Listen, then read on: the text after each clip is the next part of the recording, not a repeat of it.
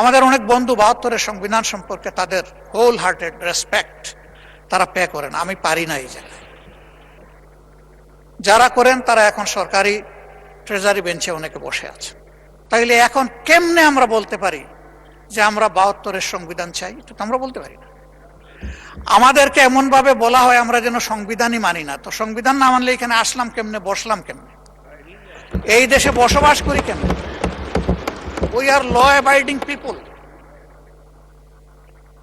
যত সময় পর্যন্ত দেশে বিদ্যমান সংবিধান আছে আমরা তার বিরুদ্ধে আন্দোলন করতে পারি কোনো পরিবর্তনের জন্য, কিন্তু বিদ্রোহ করব না।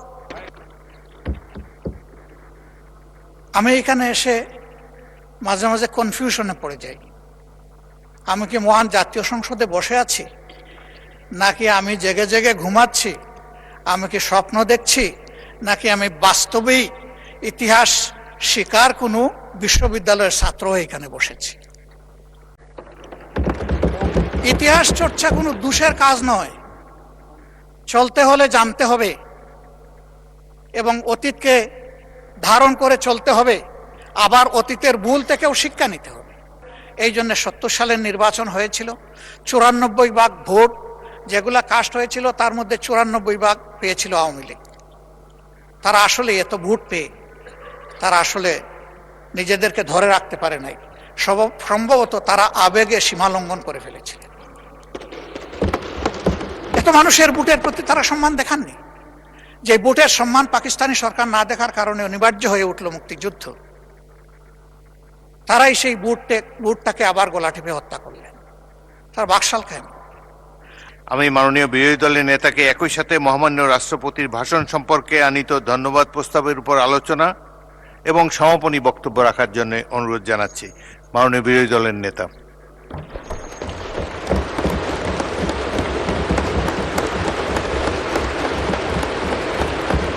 ধন্যবাদ মাননীয় স্পিকার। আলহামদুলিল্লাহ রব্বিল আলামিন ওয়াসসালাতু ওয়াসসালামু আলা রাসূলিহিল কারীম ওয়া আলা আলিহি ওয়া সাহবিহি ওয়া আহলি বাইতি আজমাইন। 12 মার্চ শুরু হওয়া সংসদ অধিবেশন, এটি একটি ঐতিহাসিক অধিবেশন। আমি আরেকবার আপনাকে এই অধিবেশনের প্রাণ সত্তা,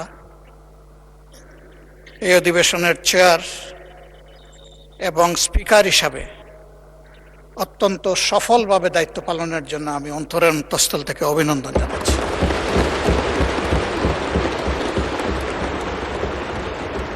মাননীয় স্পিকার,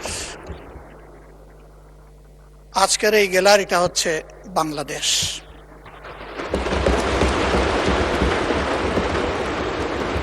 এই গ্যালারির দিকে তাকিয়ে আছে বাংলাদেশ।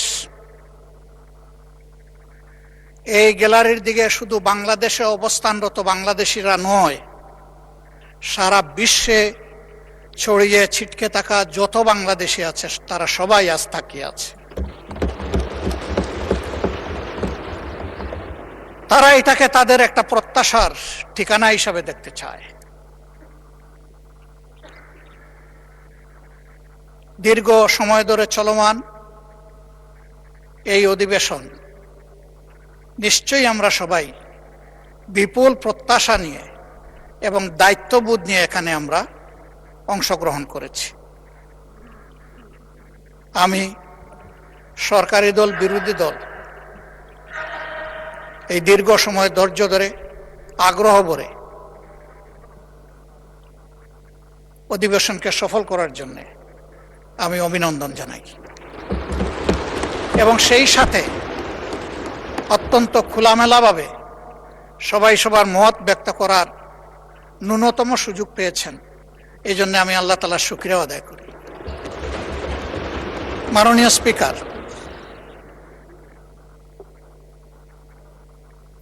আমি গভীর শ্রদ্ধার সাথে স্মরণ করব আমার সম্মানিত কৃষক পিতা, যিনি অতি সাধারণ গ্রামের একজন অতি সাধারণ কৃষক ছিলেন।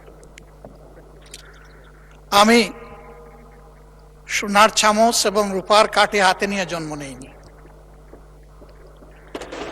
আমি এমন একটি জায়গায় জন্মগ্রহণ করেছিলাম যেখানে আমি অভুক্ত মানুষের সংগ্রাম দেখেছি।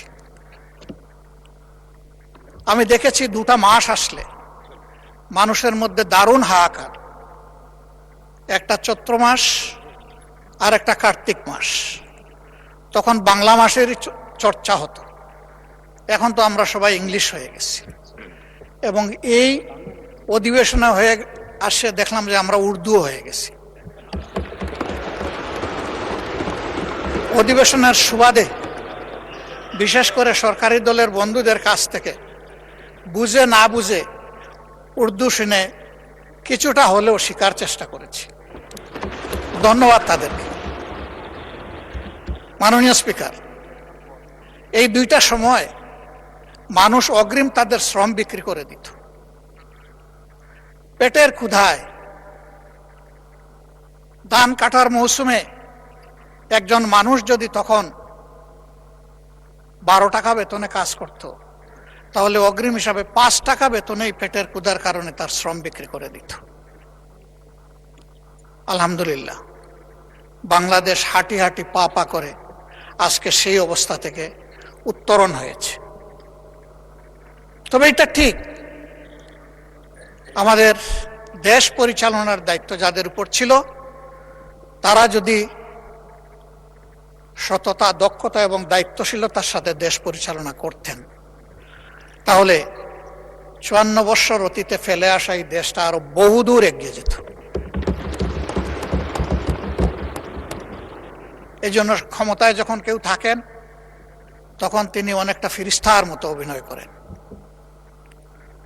অন্যদের শুধু দোষ দেখেন, দুর্নীতি দেখেন, অতীতের সব দুর্নীতি দেখেন। ওই মনে পড়ে গেল একজন মেহমানের কথা। উনি খাইতে বসেছেন, তো উনি হাত দেন না, অনেকক্ষণ বসে আছেন। যিনি আতিথেয়তা করবেন তিনি এসে বললেন যে আপনি যে হাত দিচ্ছেন না। বলে কিসে হাত দিব, কয়েকটা ভাত দিয়ে রেখেছো, সাথে আর কিছু লাগবে না? যে আপনি না একটু আগে এখানে এসে বললেন। হেই ধুত! তা আমি এসে জিজ্ঞেস করলাম যে কারে আপনি ধমক দিলেন? কয় না, ওই দিকে একটা পবিত্র ঘরে একটা কুকুর ঢুকতে লাগছিল, এখান থেকে 4000 মাইল দূরে, আমি একটু এখান থেকে তাড়িয়ে দিলাম। বলল বাহ, আপনি 4000 মাইল দূরের কুকুর দেখলেন, কিন্তু ভাতের নিচের আপনি রুশটা দেখতে পারলেন না।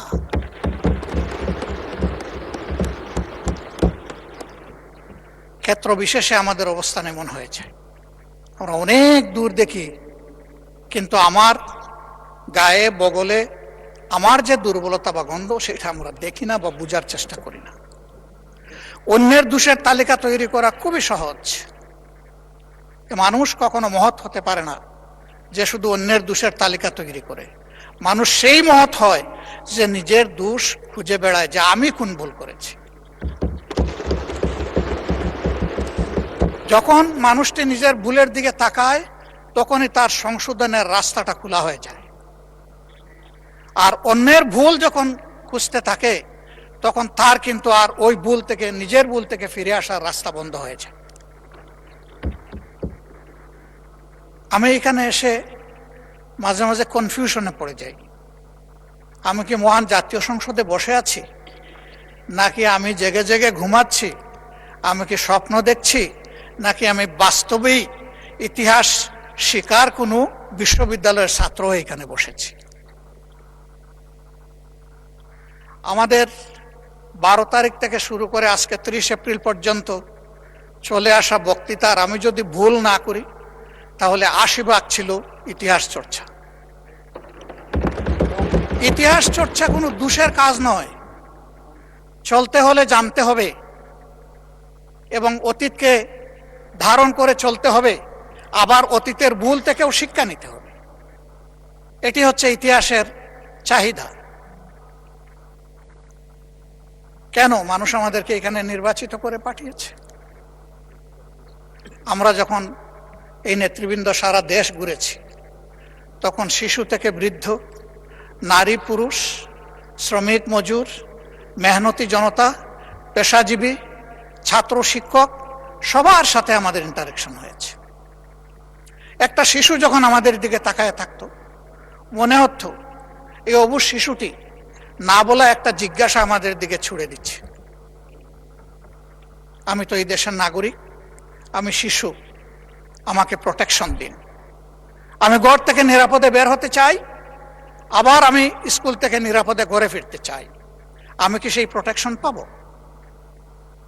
এই শিশুটির না বলা ভাষা হয়তোবা এমন ছিল যে অন্য দেশের শিশুদের মতো আমিও কি আমার মেধা বিকাশের পরিচর্যা এবং সহযোগিতা এখানে পরিপূর্ণভাবে পাবো? হয়তো সেই শিশুটি অবলা ভাষার মধ্যে এমনটাও ছিল যে আমি কি একদিন বড় হয়ে মানুষের মতো মানুষ হয়ে রাষ্ট্রের সঠিক জায়গায় যে আমার মেধার সার্ভিসটা আমি দিতে পারব। একজন শ্রমিকের কাছে যখন গিয়েছি, তখন ঘাম জড়ানো শ্রমিক, সে বলেছে আমি তো আমার শ্রমের ন্যায্য মজুরি তো পাই না, মর্যাদা পাওয়া তো কল্পনার বিষয়, স্বপ্নের বিষয়, আমি কি আমার মজুরি এবং মর্যাদাটা পাবো? ছাত্রদের কাছে যখন গিয়েছি, তাদের জিজ্ঞাসা ছিল অস্ত্রের ঝনঝনানি মুক্ত আমরা কি একটি পবিত্র শিক্ষাঙ্গন পাবো, যেখানে শিক্ষকদেরকে পিতার মতো পাবো, সহপাঠীকে ভাই এবং বোনের মতো পাবো? এমন একটা শিক্ষাঙ্গন কি আমরা পাবো? এ ছিল তাদের জিজ্ঞাসা। চা শ্রমিকদের কাছে যখন গিয়েছি, তাদের চাহনি, তাদের ভাষা ছিল আমরা কি একটু মানবিক মর্যাদা পাবো? এই সমাজ তো আমাদেরকে ন্যূনতম মানবিক মর্যাদাটাও দিচ্ছে না। একজন জেলের কাছে আমরা যখন গিয়েছি, তার জিজ্ঞাসা ছিল জাল যার জলা তার, এ তো শুধু স্লোগান, এটা তো আমাদের কপালে জুটে না, বরঞ্চ বেনিয়ারা আমাদের নামে এগুলা লুট করে নিয়ে যায়। আমি কি সেই জেলের অধিকার পাবো? আমাকে সেটি দেয়া হবে? কৃষক ভাইটির কাছে যখন গিয়েছি, তখন বলেছে আমাদের তো হাঁসপাস অবস্থা, আমি যখন জমিতে ফসল ফলাতে যাই, তখন এই ফসল কোনো সময় ঘরে তুলতে পারি না, প্রাকৃতিক বিভিন্ন বন্যা, খরা, দুর্যোগের কারণে। আর সৌভাগ্যক্রমে যদি ঘরে উঠাই, তাহলে আমার প্রোডাকশন কস্টটাও আমি আমার পকেটে ফিরে আনতে পারি না। কেন পারি না? পারি না এই কারণে পারি না, কৃষি উপকরণ যেগুলো আছে, বীজ আছে, সার আছে, কীটনাশক আছে, সেচে পানি আছে, এইগুলার খরচ আমাদের প্রাপ্তির চাইতে অনেক বেশি। সারের যে দাম লেখা আছে তার চাইতে দ্বিগুণ দেড়গুণ দামে আমাকে কিনতে হয়। এখানেও বেনিয়াদের দৌরাত্ম্য। আবার আমি যখন ফসল ফলালাম, আমার ফলানো ফসলটা আমি তার কাছে যদি 10 টাকা কেজি দরে বিক্রি করি, রাজধানীতে গিয়ে সেটা 40 টাকা কেজি দরে বিক্রি হয়। এখানে মধ্যস্বত্বভোগীদের লুটেরা। এই যন্ত্রণা থেকে আমরা কি মুক্তি পাব? আমি যখন ফসল ফলালাম, ফল উৎপাদন করলাম, তখন পর্যাপ্ত রক্ষণাগর না থাকার কারণে আমি তো তাড়াহুড়া করে এই ফসলগুলা বিক্রি করে দিতে বাধ্য হই। আমি কি সরকার থেকে এইটুকু সাপোর্ট আশা করতে পারি? তিস্তা পারে যখন গিয়েছি, সে এলাকার 2 কোটি 2.5 কোটি মানুষের মধ্যে যাদের সাথে দেখা হয়েছে, আমরা এখানে যারা বসে আছি, মাশাআল্লাহ, আমাদের চেহারা, গালগুল সবই সুন্দর, নুরানি, কিন্তু ওই জায়গার মানুষগুলার দিকে তাকানো যায় না, তাদের হাড়ের ভিতরে চামড়া ঢুকে গেছে। জীবনের ঘানি টানতে টানতে তারা হয়রান হয়ে গিয়েছে। পুরো নদীটা একটা মরুভূমিতে পরিণত হয়েছে। ভরাট হয়ে যাওয়ার কারণে পাশের প্রতিবেশী দেশ থেকে যখন বন্যা তেড়ে আসে, তখন নদীর ধারণ ক্ষমতা একেবারেই নির্জীব হয়ে যাওয়ার কারণে 2 কুল ভাসিয়ে আবার তাদেরকে পানিতে ডুবাইয়া মারে। শীত মৌসুমে যখন সে ফসল ফলাবে, তখন তার চাহিদার পানি নাই। বর্ষায় যখন সে একটু আত্মরক্ষা করবে, তখন পানির তুলে ভেসে যায়। প্রতি বছর শত নয় হাজার হাজার ঘরবাড়ি বিলীন হয়ে যায় নদী তটে। এভাবেই তাদের জীবন চলছে। আমি ধন্যবাদ জানাই আসাদুল হাবিব দুলু সাহেবকে, সম্মানিত সংসদ সদস্য তিনি এবং মন্ত্রী। তিনি একটি আন্দোলন গড়ে তুলেছিলেন জাগো বাহে।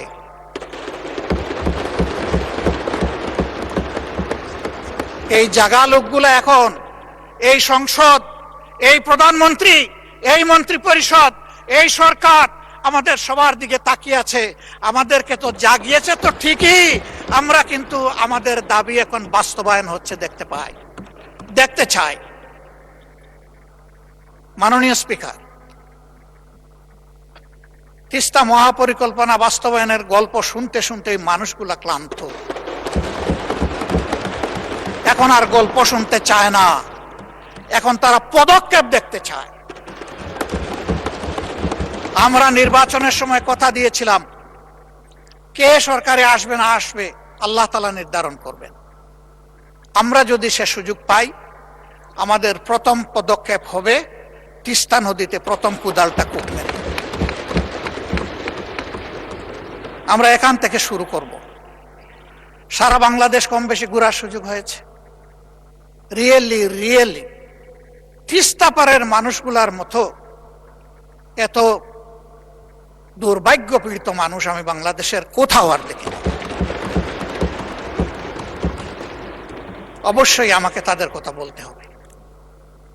আমার কথা এখানে তিস্তা মহাপরিকল্পনা বাস্তবায়ন অতি সত্বর, বিশ্বাসযোগ্য, দৃশ্যমান ভূমিকা নেওয়া হচ্ছে, আমরা দেখতে চাই।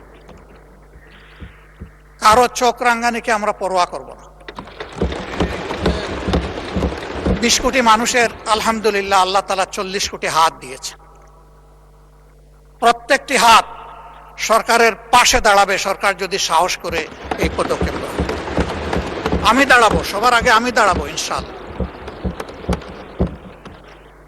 মাননীয় স্পিকার, আমাকে একটা আসনের লোকেরা নির্বাচিত করে এখানে পাঠিয়েছে। মাঝে মাঝে আমি হাঁটি ঘুরি দেখি আর মনে মনে ভাবি, এটা কি রাজধানীর ছিটমহল? ছোট্ট একটি এলাকা, মাত্র 2টি খাল, ময়লার ভাগাড়, অবৈধ দখলদারিত্ব, রাস্তাগুলা সরু, আবার সেই রাস্তার মাঝখানে লাইট পোস্ট।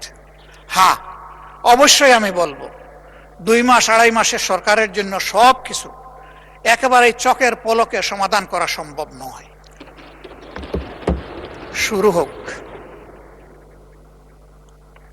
আমাকে লোকেরা বলে সংসদে আমাদের কথা বলবেন, আমি বলি যে বলবো ইনশাআল্লাহ। আমি সেই কথাগুলো এখন বলতে চাই। আবার আমি ফিরে আসবো আমাদের দায়িত্ব কর্তব্যে। কিন্তু আজকে আমি এখানে দাঁড়িয়ে কথা বলার সুযোগ পাচ্ছি, ওই এলাকার মানুষগুলো তাদের ভালোবাসা, সমর্থন আর ভোট দিয়ে আমাকে এখানে পাঠিয়েছে বলে আমি এই জন্য তাদের প্রতি গভীর কৃতজ্ঞতা জানাই। একেবারে 47কে আমি সম্মান করি, কারণ ওই সীমারেখাটাই বর্তমানে বাংলাদেশের সীমারেখা। বরঞ্চ কিছু কিছু ক্ষেত্রে আমরা আমাদের নদী রক্ষা করতে পারিনি বলে আমাদের কিছু জমি চলে গেছে প্রতিবেশী দেশের পেটের ভিতরে। আমরা বাড়াতে পারি, ওই যা ছিল তাই। ওই 1 খণ্ড জমি আমরা পেয়েছিলাম, এই জন্য 70 সালের নির্বাচন হয়েছিল।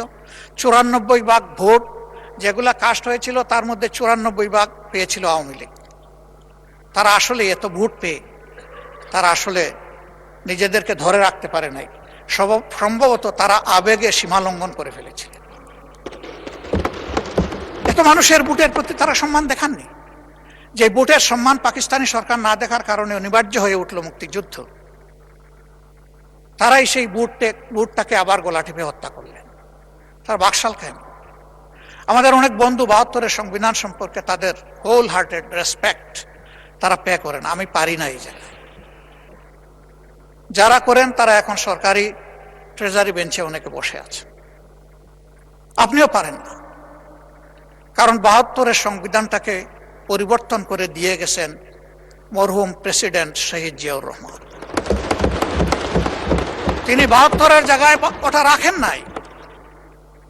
যে জায়গাগুলো তার দৃষ্টিতে সংস্কার মেরামতের দরকার ছিল তিনি করেছেন। তাইলে এখন কেমনে আমরা বলতে পারি যে আমরা 72-এর সংবিধান চাই? এটা তো আমরা বলতে পারি না। আমাদেরকে এমন ভাবে বলা হয় আমরা যেন সংবিধানই মানি না। তো সংবিধান না মানলে এখানে আসলাম কেমনে, বসলাম কেমনে? এই দেশে বসবাস করি কেন? We are law abiding people. যত সময় পর্যন্ত দেশে বিদ্যমান সংবিধান আছে, আমরা তার বিরুদ্ধে আন্দোলন করতে পারি কোনো পরিবর্তনের জন্য, কিন্তু বিদ্রোহ করব না।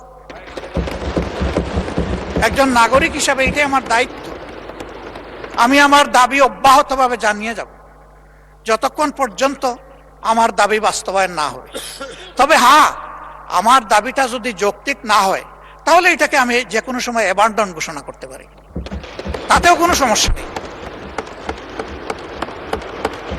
মাননীয় স্পিকার, এই ছোট্ট এলাকাটি মাত্র 2টি থানা নিয়ে গঠিত, কাফরুল এবং মিরপুর। মিরপুরের পুরাটা না, আংশিক। এই জায়গাটির মধ্যে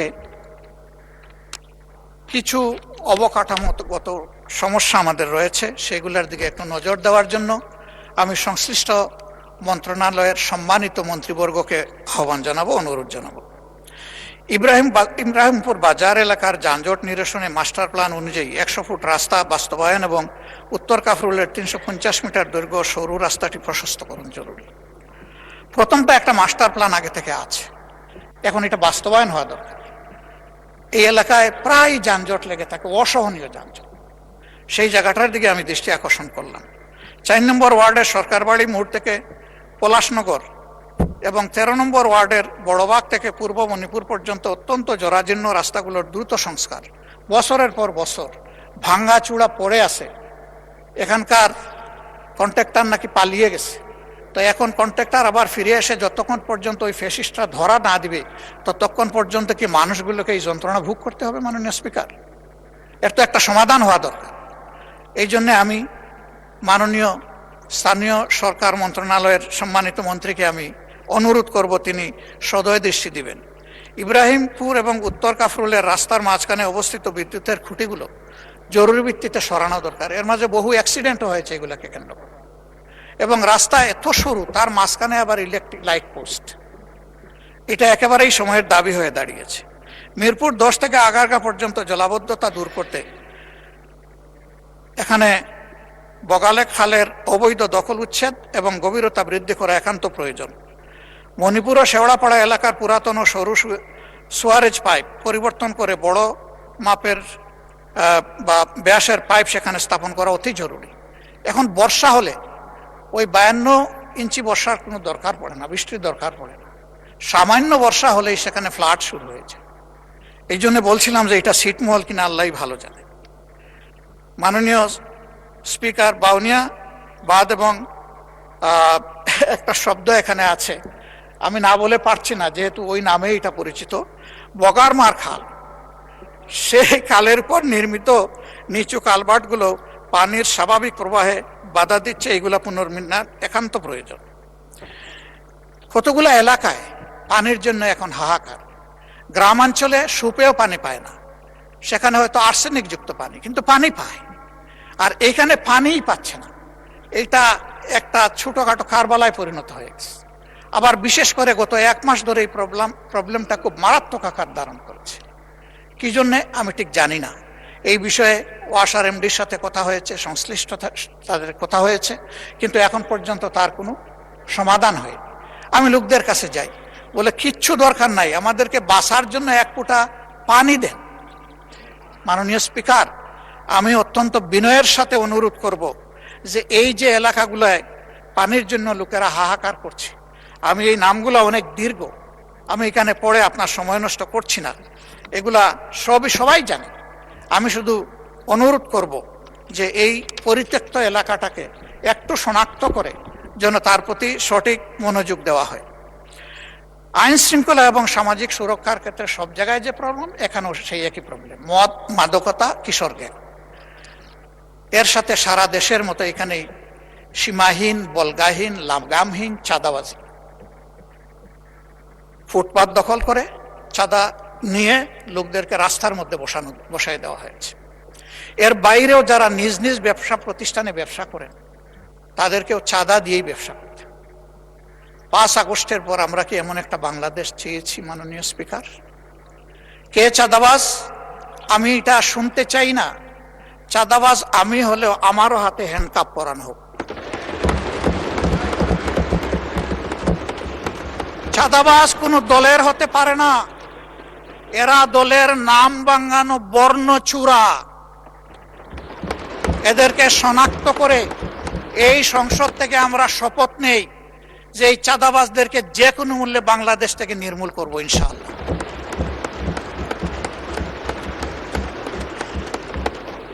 দখলবাজি নিয়ে বিভিন্ন জায়গায় ইনফাইটে কতগুলা মূল্যবান জীবন হরে গেছে, আমি তাদের জন্য দুঃখ প্রকাশ করছি। কেন? তারা তো এদেশেরই সন্তান, এইভাবেই মরতে হবে কেন?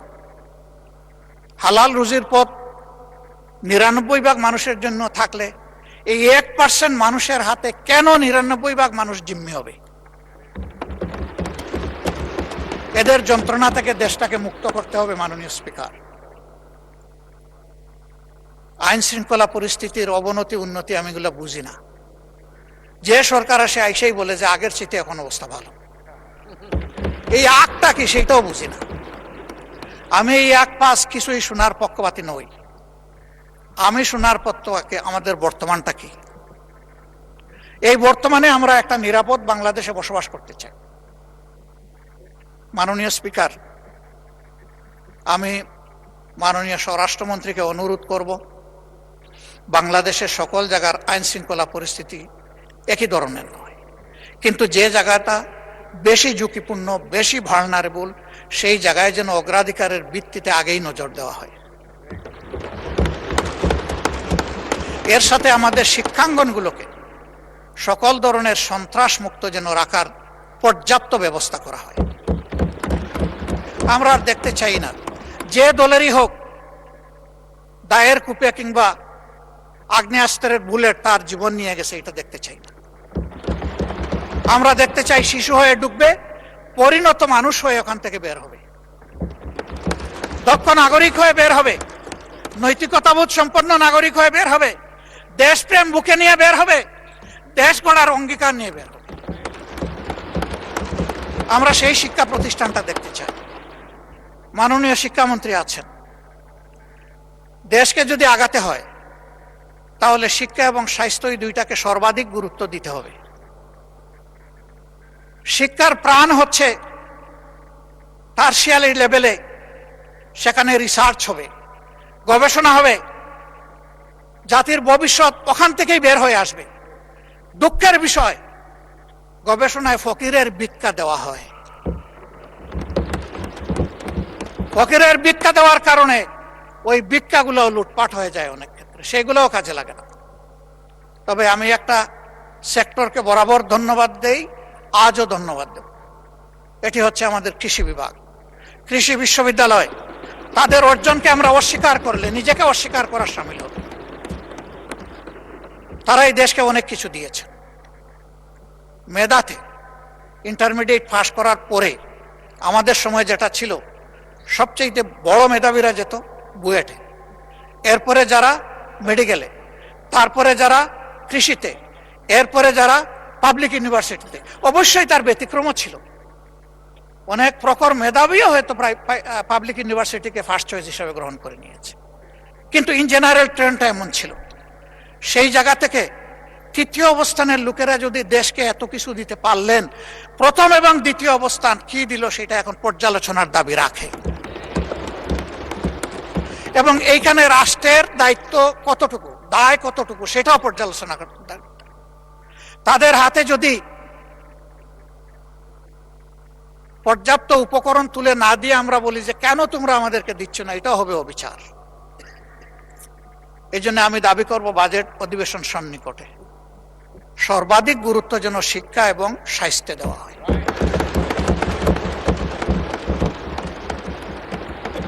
যদি একটা সুস্থ সবল জাতি গঠন করতে হয়, অবশ্যই একটি সুস্থ স্বাস্থ্য ব্যবস্থা আমাদেরকে গড়ে তুলতে হবে। কিন্তু এখানে সবাই স্বাস্থ্য ব্যবস্থার ব্যাপারে হাহাকার করেছেন, সবচেয়ে বেশি হাহাকার করেছেন স্বাস্থ্য সেবার বিষয়টা নিয়ে। অনেকে বলেছেন স্বাস্থ্য সেবা নিজেই রোগী, আমাদেরকে সারিয়ে তুলবে কিভাবে। সঠিক, 1000 শয্যা বিশিষ্ট হাসপাতালে রোগী ভর্তি থাকে 3700, হাউ কুড বি পসিবল? আবার এখন অন্য সমস্যাও দেখছি। এই ফ্যাসিস্ট আমলে যোগ্য দক্ষ ডাক্তারদেরকে বহু দূরে বদলি করা হয়েছে, যেখানে তাদের মেধারও কোনো মূল্যায়ন করা হয়, এবং সেখানে এটাকে কাজে লাগানোরও কোনো সুযোগ ছিল না। আবার অনেককে ওএসডি করা হয়েছে। আমাদের সম্মানিত মন্ত্রী, তার ছোট ভাই, সেও একজন ডাক্তার, আমাকে একদিন আক্ষেপের সুরে বলেছিল, শফিক ভাই, আগামীতে যদি আমাদের সরকার গঠিত হয়, একটা গাল দিয়ে বলেছিল, গাল অবশ্য সভ্য সরকার, যে আমাদেরকে অমুক জায়গায় তমুক জায়গায় দিয়েছে, ওদেরকে আমরা বাংলাদেশের সীমানার ভিতরে না রেখে ওদেরকে আমরা ট্রান্সফার করব তালপট্টিতে। আমি বলেছিলাম, হোয়াটস ডিফারেন্স? তুমি আর আমি যদি এইটাও করি তাহলে তো একই কাজ করলাম। মাননীয় স্পিকার, কিছু কিছু কাজ দুঃখজনকভাবে এখন এরকমই শুরু হয়ে গেছে। ফ্যাসিস্ট আমলে যারা বঞ্চিত ছিল, নিগৃহীত ছিল, ওএসডি ছিল, খালে বিলে তালপট্টিতে যাদের পোস্টিং ছিল, এখন আবার তাদের উপরে সেটা চলে এসেছে। কেন? আমি মাননীয় প্রধানমন্ত্রীকে সম্মান রেখেই বলছি, তিনি বলেছেন আমরা একটা মেরিটোক্রেটিক নেশন বিল্ড আপ করতে চাই। আমি তাকে বলবো, দল আদর্শের ভিত্তিতে নয়, মেরিট এবং কমিটমেন্টের ভিত্তিতে সমস্ত নাগরিকগুলোকে আপনার নেতৃত্বে যেন মূল্যায়ন করা হয়। মাননীয় স্পিকার, জ্বালানি সংকট সমস্যা যাই বলি এসেছিল, সবাই কষ্ট পেয়েছেন, এখানেও যারা তারাও কষ্ট পেয়েছে, তবে আমাদের চাইতে সাধারণ নাগরিকরা অনেক বেশি কষ্ট ভোগ করেছে। আমরা এই বিষয়ে একটা অর্থবহ আলোচনা করেছি। এই সুযোগ দেওয়ার জন্য আপনাকে ধন্যবাদ জানাই। এই আলোচনার পরে যখন কমিটি হলো, সম্মানিত চিফ হুইপ বলেছেন, এই কমিটি হওয়ার পরে আমরা দেখি যে রাস্তার সেই কষ্ট দূর হয়ে গেছে অনেকটাই। কেন মাননীয় স্পিকার? দেশবাসী বিশ্বাস করতে শুরু করেছে যে একই বিষয়কে সরকারি দল এবং বিরোধী দল সিরিয়াসলি নিয়েছে, তারা এটা অ্যাড্রেস করবে, আমাদের সমস্যার সমাধান হবে। এই আস্থার জায়গাটা ফিরে আসার কারণে সমাধানের পথ খুলে গেছে। আমরা দোয়া করি যে এই যুদ্ধ এখনো অব্যাহত রয়েছে, তার পরিসমাপ্তি হোক। এই যুদ্ধ গোটা বিশ্বকে নাড়িয়ে দিয়েছে। আমরা আগেই বলেছি, এই সংকট এই সরকারের তৈরি নয়, এটা global issue, global problem, crisis.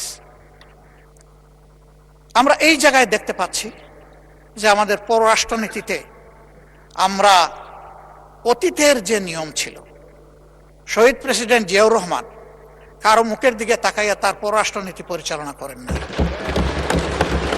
তিনি দেশবাসীর মুখের দিকে তাকিয়ে করেছিলেন। এখন এই জায়গা থেকে আমরা কেন সেই আওয়াজটা একইভাবে দিতে পারলাম না?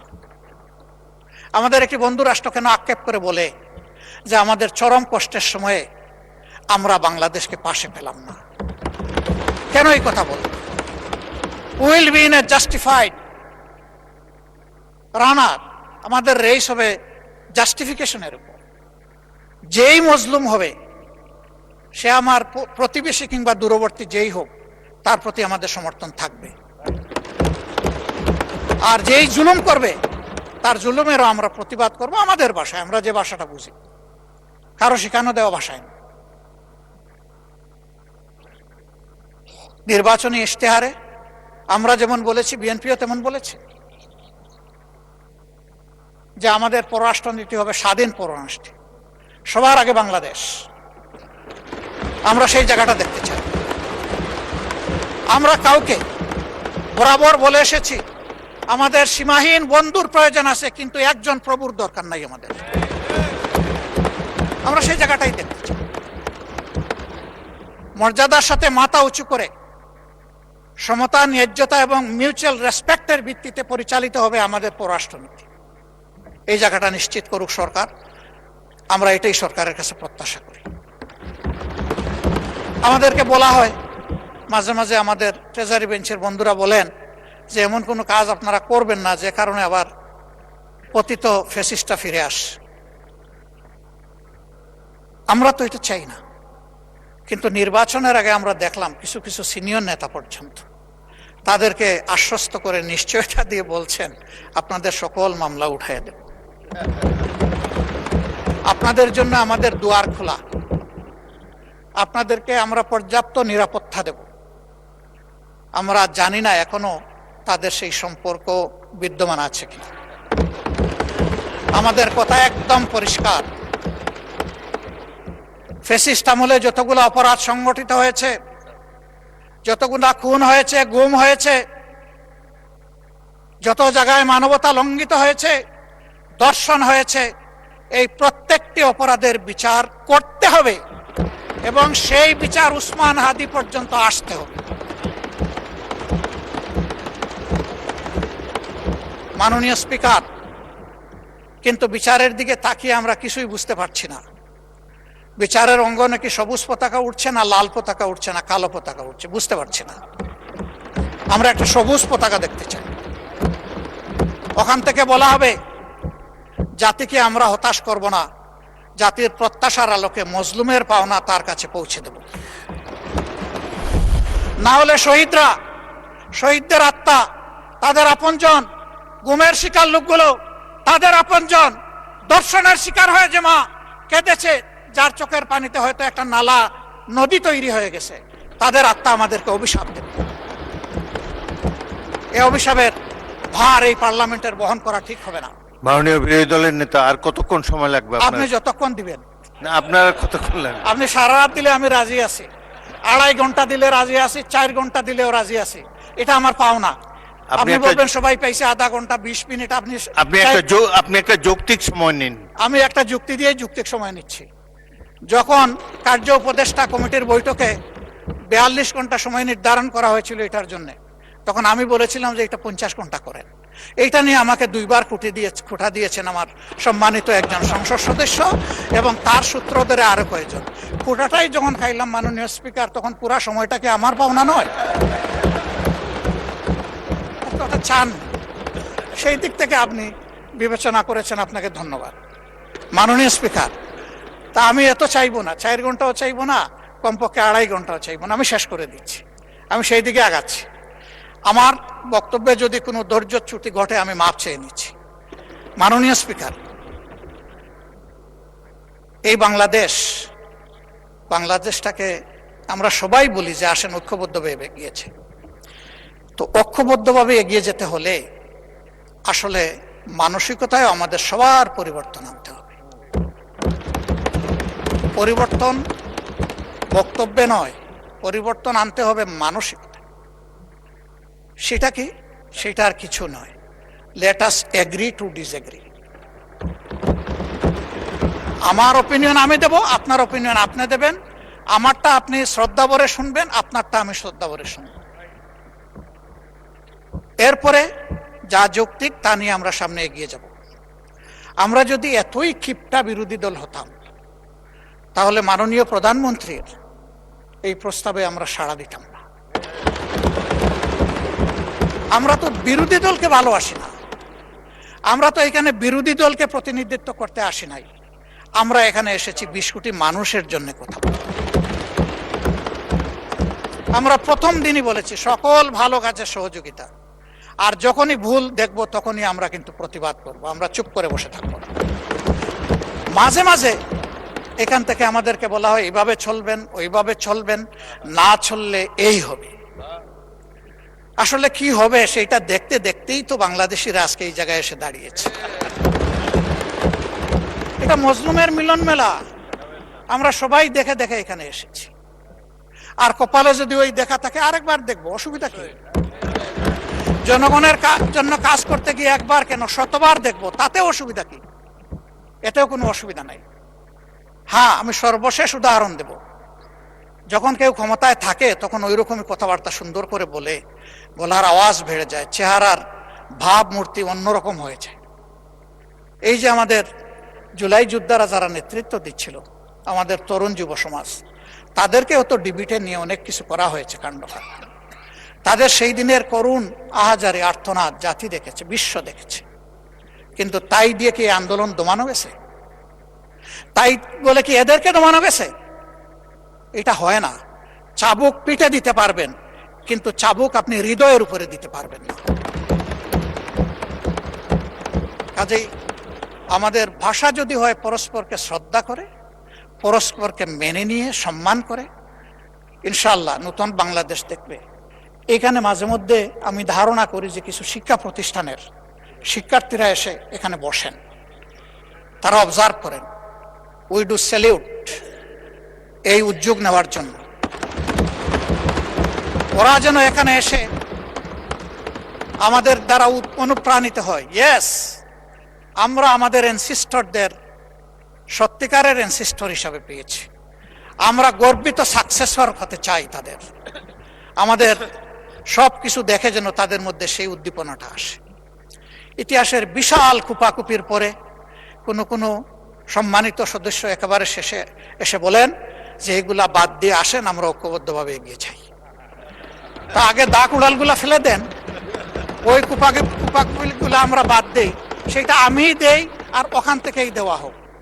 ওগুলা ফেলে দিয়ে যখন ঐক্যের ডাক দেওয়া হবে, সেই ডাকটা তখন হবে কার্যকর ডাক। মাননীয় স্পিকার, আমি বুঝতে পারছি আমার সময় সংকেত বেজে উঠেছে, আমি আর বেশি সময় নেব না। আমি 1 মিনিট কথা বলে বিদায় নিচ্ছি। কি ভাই এটা? জি জি, না সেটা তো ভিন্ন ব্যাপার। আমার বক্তব্য আমি শেষ করছি। আমি শুধু এতটুকু বলবো যে ভাই, অতীতকে স্মরণ রাখা ভালো, ইতিহাস শিক্ষা ভালো, কিন্তু ইতিহাসকে নিয়ে পড়ে থাকলে আমরা নিজেরা ইতিহাস তৈরি করতে পারবো না। ইতিহাসকে ইতিহাসের জায়গায় রেখে আসুন আমরা এগিয়ে যাই। আমার কথায় কেউ যদি কষ্ট পেয়ে থাকেন, ক্ষমা চাই। ভালো যদি কিছু বলে থাকি, আল্লাহ আগে আমাকে আমল করার তৌফিক দেন এবং আমাদের সবাইকে এটা মানার তৌফিক দেন। আমি একটা কৈফিয়ত না দিয়ে পারছি না। মাননীয় প্রধানমন্ত্রীর পরিবারকে জড়িয়ে যারা অশ্লীল আচরণ করেছে, উনি এখনো বিচার চান নাই, আমি তার পক্ষে তাদের বিচার চাই।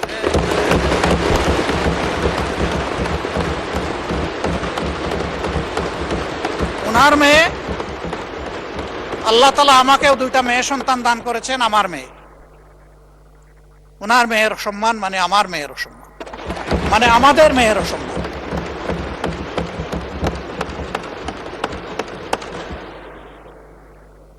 এই ইতর প্রাণীগুলা কারা, তাদেরকে নির্মোহভাবে খুঁজে বের করা হোক। প্রিকনসেপ্ট কোন আইডিয়া থেকে নয়, ব্লেম গেমের জায়গা থেকে নয়, ভেরি ট্রান্সপারেন্টলি এটা বের করে আনা হোক। আমার নিজের দুঃখের কথা নাই বললাম, একটা মানুষ বয়স হওয়া পর্যন্ত সব সময় গায়ে কাপড় রাখার চেষ্টা করেছি। মা বাপ যেটুকু পেরেছেন, আমি এখন যেটুকু পারি সামর্থ্যের আলোকে। কিন্তু আমার যে কতবার কাপড় চোপড় খুলে ফেলে, নিজেরটা আমি কারে বলবো? মাননীয় স্পিকার, কি শিখাচ্ছি, কাদেরকে প্রশ্রয় দিচ্ছি? মনে রাখবেন, আমাদের কেউ যদি এদেরকে প্রশ্রয় দেয়, একদিন এরা আমাদেরও কাপড় নিয়ে টান দেবে। এই নোংরা ধারা বন্ধ হওয়া উচিত। এর অস্ত্র সরকারের হাতে, আমরা সরকারকে পূর্ণ সহযোগিতা করব। সকল টেকনোলজি কাজে লাগিয়ে প্রথমত বলবো যে এই নোংরামি বন্ধ করার পথ বাহির করুন, ওটা ফিল্টার করে আউট করুন। তারপরে বলবো ইনসিডেন্টালি ওর অ্যাক্সিডেন্টালি কিছু হয়ে গেলে সেইটার কঠোর ব্যবস্থা নেই। আমি সংসদ সদস্যরা 2 জন দাঁড়িয়ে তাদের নিরাপত্তা চেয়েছেন, আমি খুশি হতাম তারা যদি বলতেন আমরা আমাদের নিরাপত্তা চাই না, আমরা 20 কোটি মানুষের নিরাপত্তা চাই। আমি বলবো আমরা 20 কোটি মানুষের নিরাপত্তা চাই। আমি ধন্যবাদ জানাচ্ছি বিশেষভাবে এই অধিবেশনকে সফল করতে যারা প্রচুর খাটুনি করেছেন, কষ্ট করেছেন। সমস্ত কর্মচারী কর্মকর্তাবৃন্দ, মিডিয়ার লোকেরা যারা শৃঙ্খলার দায়িত্বে ছিলেন, তারা সবাইকে আমি ধন্যবাদ জানাচ্ছি বিরোধী দলের পক্ষ থেকে বা সারা অধিবেশনের পক্ষ থেকে। অতীতের রেওয়াজ এইটাকে সামনে রেখে, এইটা তাদের পারিশ্রমিক নয়, তাদের প্রতি সম্মান এবং ভালোবাসার নিদর্শন স্বরূপ আমি অনুরোধ করব মাননীয় স্পিকার, আপনি তাদের এক মাসের পরিমাণ বেতনের একটা ইনসেন্টিভ তাদের হাতে এই অধিবেশন শেষ হওয়ার সাথে সাথে সেই সিদ্ধান্তটি আপনাকে নেওয়ার জন্যে আমি আমার সমস্ত কর্মকর্তা কর্মচারী ভাই বোনদের পক্ষ থেকে আমি আপনাকে অনুরোধ জানাচ্ছি। তবে এই দিয়ে তাদের অবদানের সম্পূর্ণ কৃতজ্ঞতা আদায় করা সম্ভব নয়। আমি বিশ্বাস করি আমরা যেমন দেশের জন্য কাজ করেছি, এই কয়টা দিন তারা সীমাহীন পরিশ্রম করেছেন দেশের জন্য, ইনশাআল্লাহ তারা সম্মানিত হবেন। মাননীয় স্পিকার, আপনাকে ধন্যবাদ। আসসালামু আলাইকুম ওয়া রাহমাতুল্লাহ।